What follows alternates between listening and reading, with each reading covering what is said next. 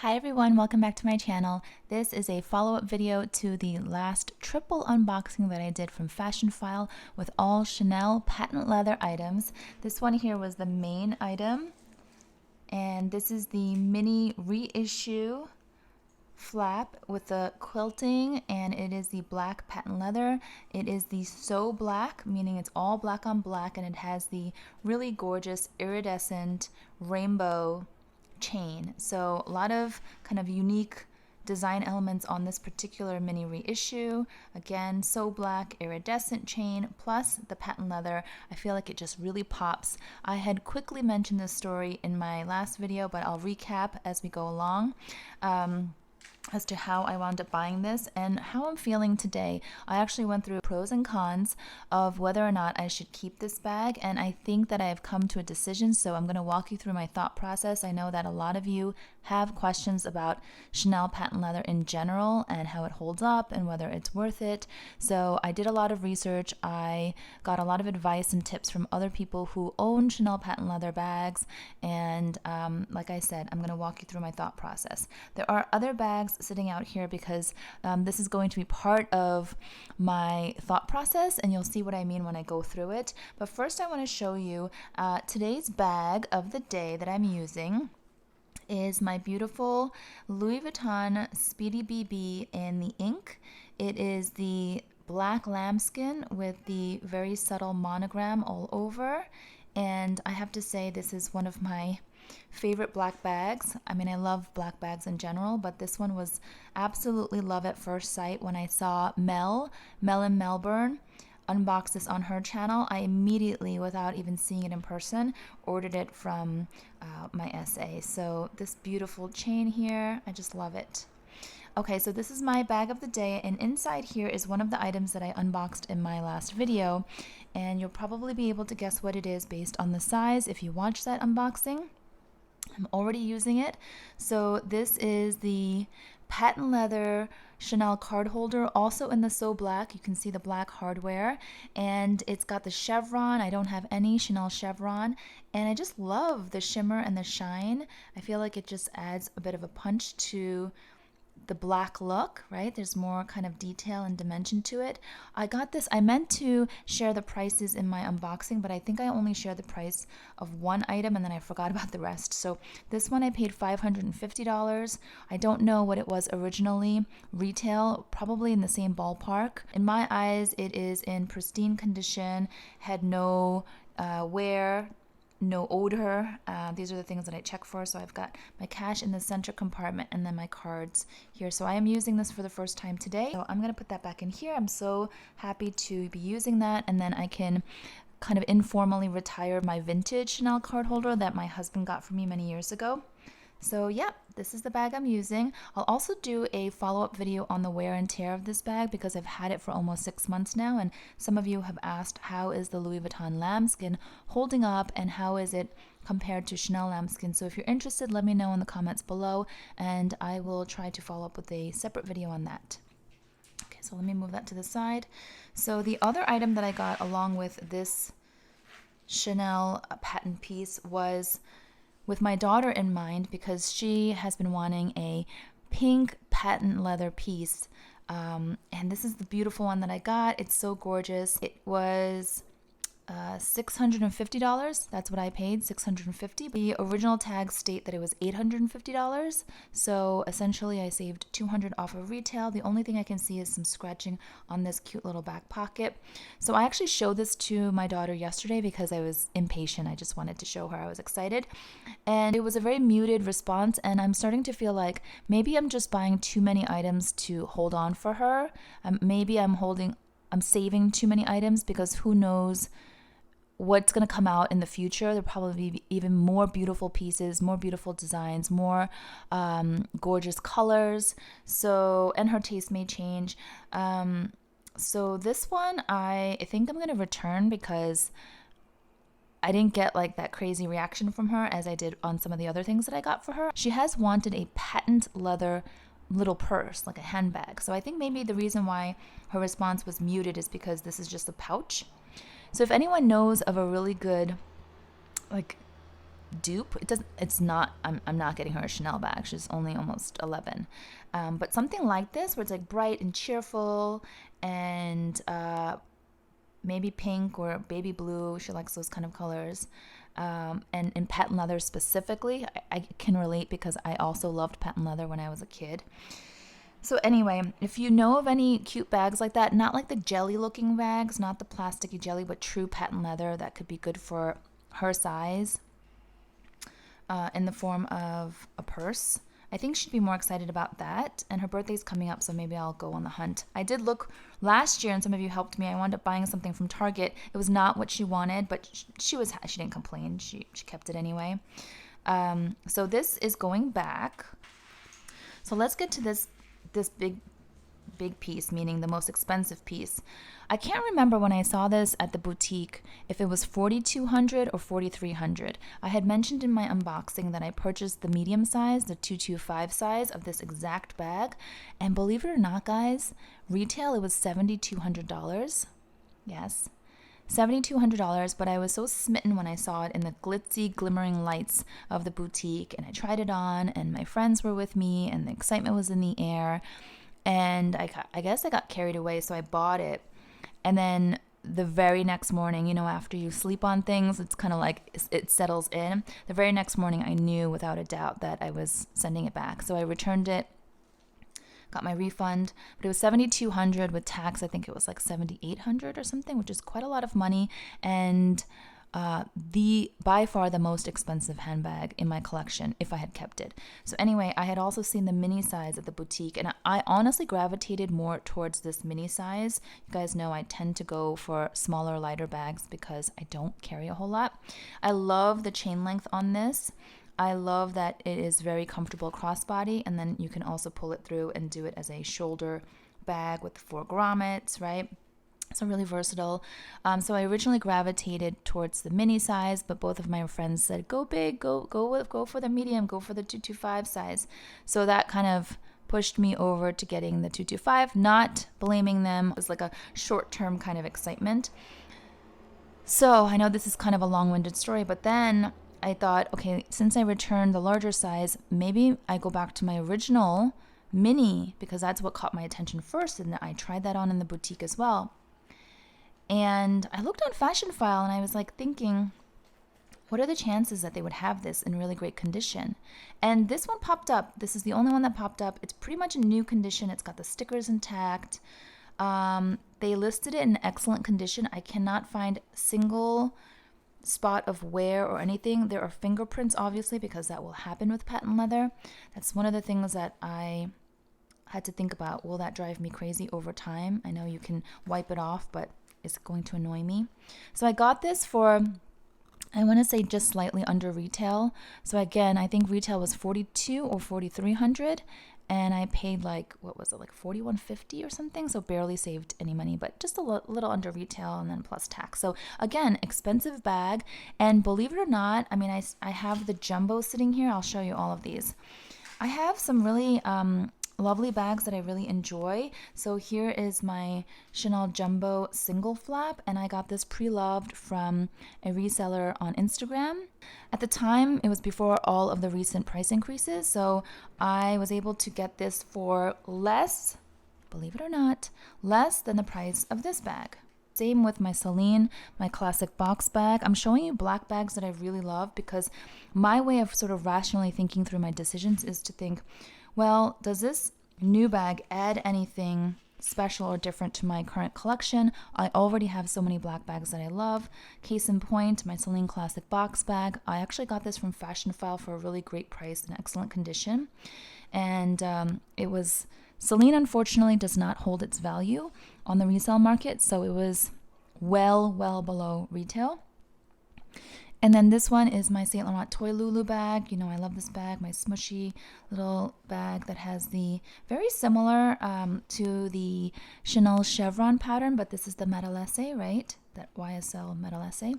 So I really love this one, and this is absolutely a fraction of the price of this one here. So I would say the patent leather Chanel reissue is about 4 times the price of the Saint Laurent Toy Lulu. So then my head goes to, Do I love this 4 times more? Am I going to use it 4 times more? Because I also consider cost per wear. I don't want to have something expensive sitting in my closet and not be able to rotate and properly use it.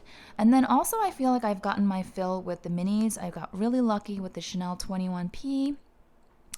I guess a lot of people are still calling this the caramel, but it's technically the brown color. Chanel's not very creative with naming their colors. So this is the brown mini rectangular flap with the champagne gold hardware. I've done several videos on this. If you're interested, I'll link them down below in my description box. And then I also soon after got this one. This was also by chance. My SA just randomly texted me and said, hey, would you be interested in this? And I was like, are you kidding?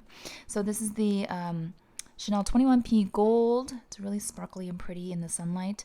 Gold mini square, again with the champagne gold hardware. So I feel like the minis that I added recently kind of are more than enough, absolutely more than enough, have filled my sort of, satisfaction or need for minis in my collection, Chanel minis, I should say. And these two also were less expensive than this one, again, because this is the So Black. The So Black collection is going to be higher priced.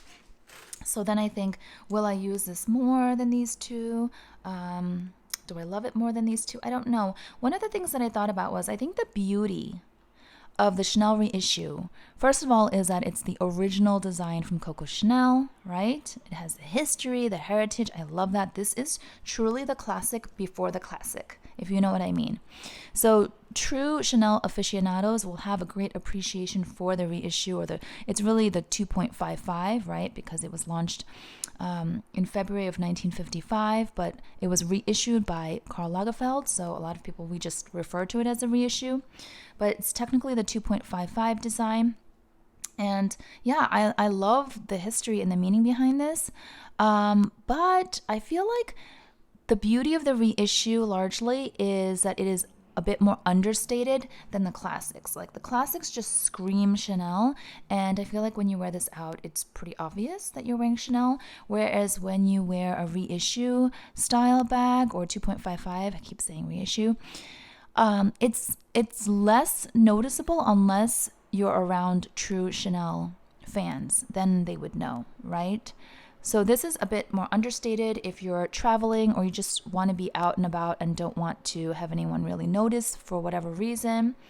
And I feel like contrary to that understated kind of benefit, this So Black patent leather that has like this shimmer and bling and shine is not understated. Even when I wear this on all black, like black on black, you would think it would just kind of absorb and sort of disappear on a black outfit, but it really pops. I posted a few photos on my Instagram stories at the time when I was shopping for this, and it really, really pops, especially in lighting. It twinkles and it's gorgeous, but it's definitely not understated. So I would have to strike that idea of using this as a more understated bag. I have also never really gravitated towards full-on chains. I think I've talked about this a lot in former videos. I like leather straps for comfort and ease. I don't mind chains if they're interwoven with leather because I feel like they're a little bit more comfortable. This one too, on the Speedy BB, it's interwoven. But if you have noticed my collection, I've never really purchased a bag that's a full-on chain. I love this. It's such an intricate, detailed, beautiful. I mean, you can't even see all the detail on camera. It's a beautiful chain. So well designed. It's so artistic. But it's a full-on chain and it gets cold.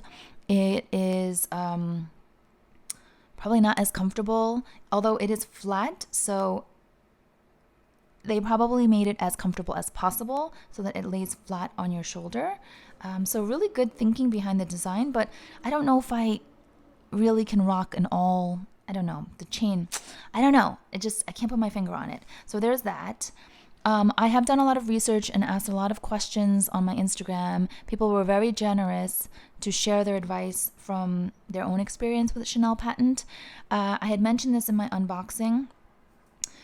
There is a risk of this patent leather getting, not color transfer, but if you put this down on newspaper or print or magazine, it can pick up the writing and get it kind of imprinted onto the patent leather. Not so much for black, I wouldn't worry about, but for lighter colors. I have seen videos of people who have the Lady Dior's in the patent. And several years ago when I was in Italy, I almost bought a Lady Dior in the mini size in black patent. So here I come again full circle with the black patent, except this time with Chanel. So that's something to keep in mind. Moisture, humidity can create stickiness, cracking over time, but I had mentioned I'm not so worried about that because I feel like everything cracks and wears over time. Like if it's super old, beyond vintage, leather, canvas, they if they're used and abused, they will eventually crack and tear and peel. I have also heard just in general on the iridescent rainbow chains, they can chip and peel. Some people have said that theirs have held up beautifully. Others have said, yes, it definitely peels and chips. There is that risk. So, there's a lot to consider. I think that sometimes I get too kind of heavily caught up in my head, in my thoughts.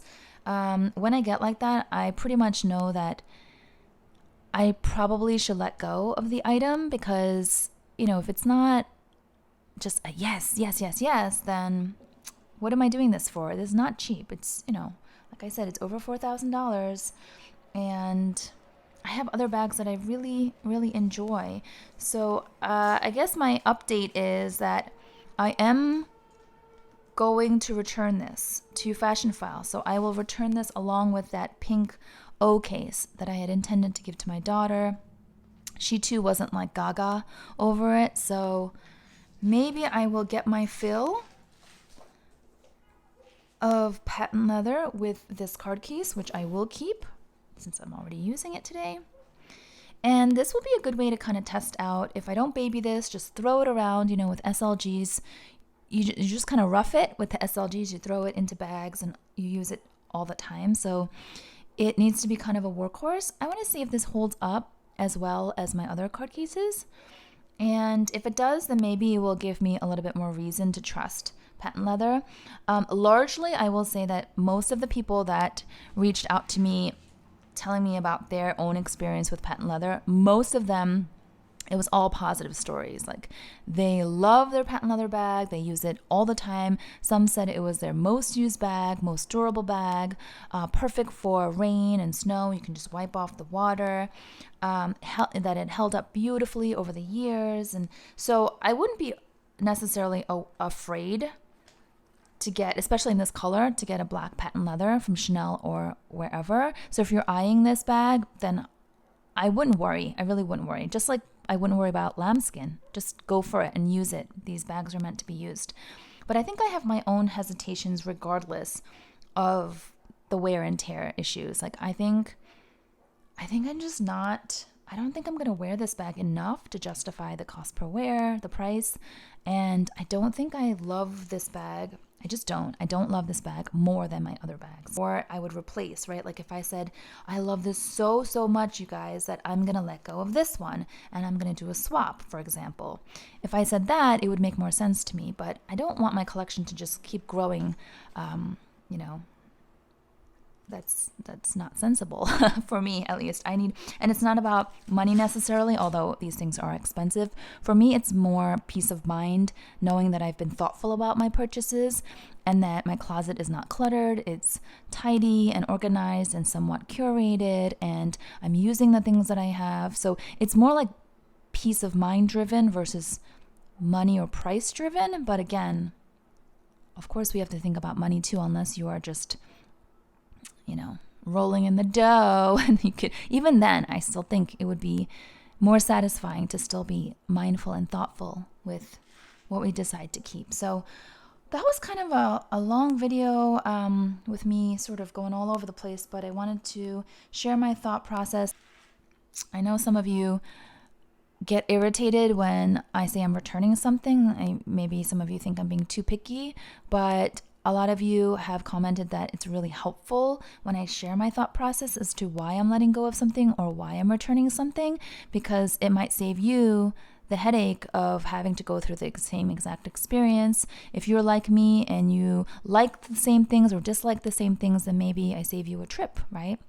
So hope this was helpful. Please give it a thumbs up if it was. I will be following up with my, what was I going to say? Oh, this wear and tear video on the Speedy BB, if you're interested. So let me know, and I will see you guys next time. Thanks so much.